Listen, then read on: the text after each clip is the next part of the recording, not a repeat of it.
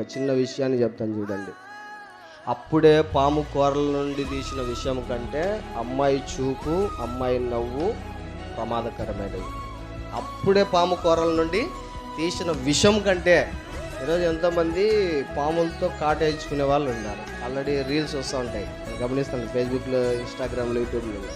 ఎంతోమంది పక్కనే ఉన్నా కూడా పాములు కాటేస్తుంటాయి, అయినా కూడా వాడికేమీ కాదు, పట్టించుకోవట్లే.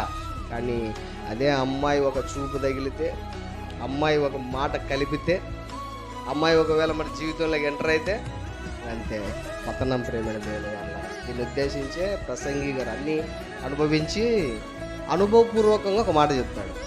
మరణము కంటే ఎక్కువ దుఃఖము కలిగించినది ఒకటి నాకు కనబడేను.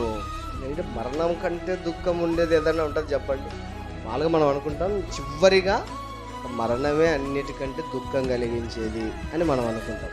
కానీ ఆయన అంటున్నాడు అనుభవపూర్వకంగా, మరణము కంటే దుఃఖం కలిగించేది ఒకటి నాకు కనబడింది. అది ఏదో కాదయ్యా, అది వలల వంటిదై, ఉరుల వంటి మనస్సును, బంధకముల వంటి చేతులను కలిగిన ఒక స్త్రీ అంటున్నాడు చూడండి. అంటే ప్రేమ దేవుని వర్లారా, స్త్రీ ఉచ్చులలో పడిపోయి బిగుసుకుపోయి భయంకరమైనటువంటి స్థితిని అనుభవించినటువంటి ఆయన అనుభవపూర్వకంగా చివరి దశలో పలుకుతున్న ఒక మాట, అయ్యలారా మీరు ఆ స్త్రీ బంధకాలలో పడిపోకండి.